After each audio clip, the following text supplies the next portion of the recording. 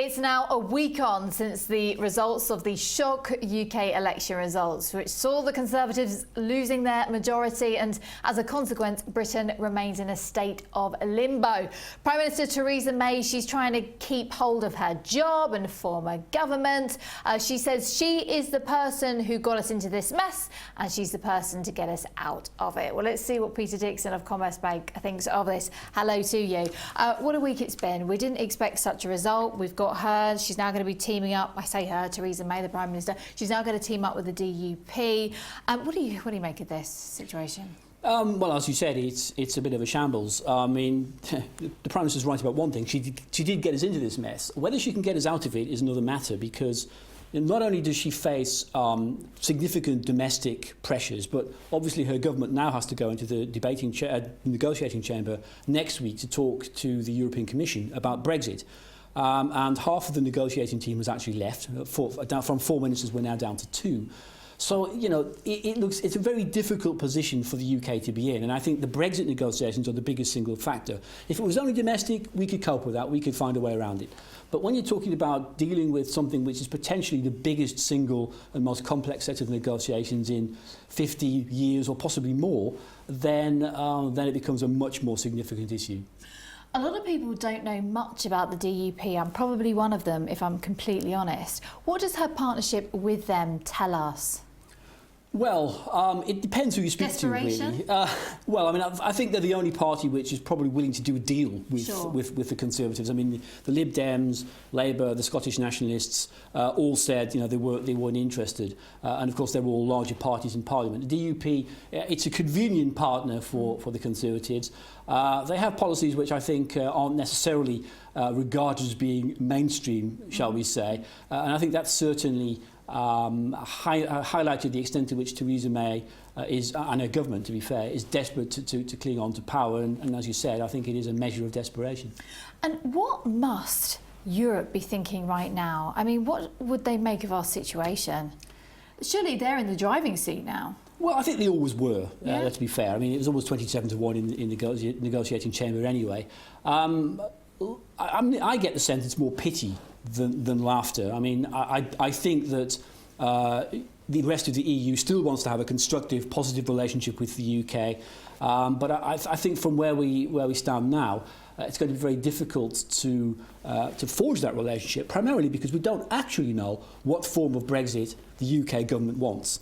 And if you're going into a negotiating chamber not knowing what you want, then it becomes much more difficult to hammer out a deal. Well, that's because they all disagree. Some want a soft Brexit, some want a hard Brexit. I mean, we don't have a unified opinion on Brexit. Correct.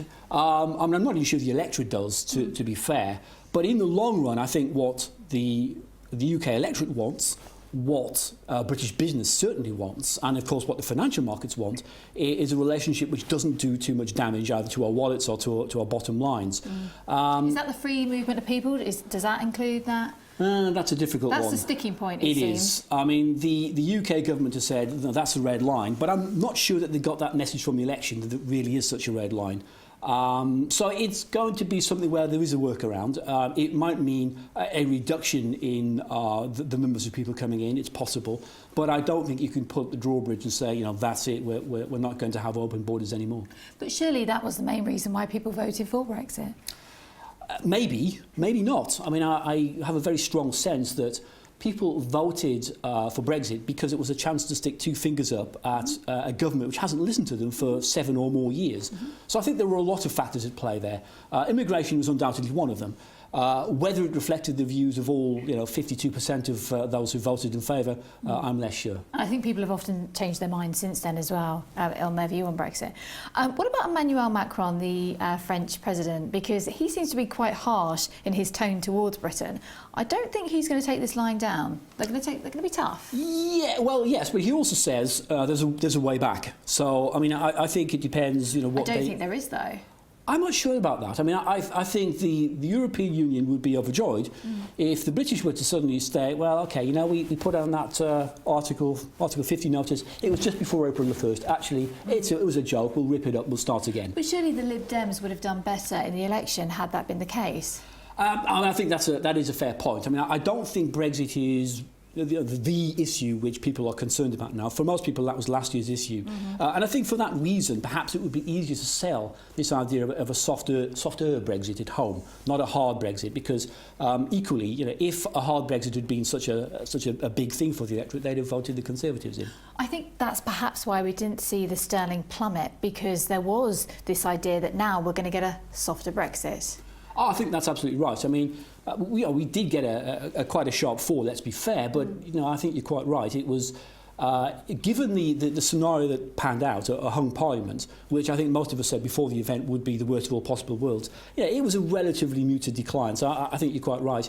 The hopes that this Brexit deal will not cause too much damage certainly have helped to put a floor under sterling so far. Negotiations take place. Thank you very much indeed for watching today, 1 week on from that shock UK election results.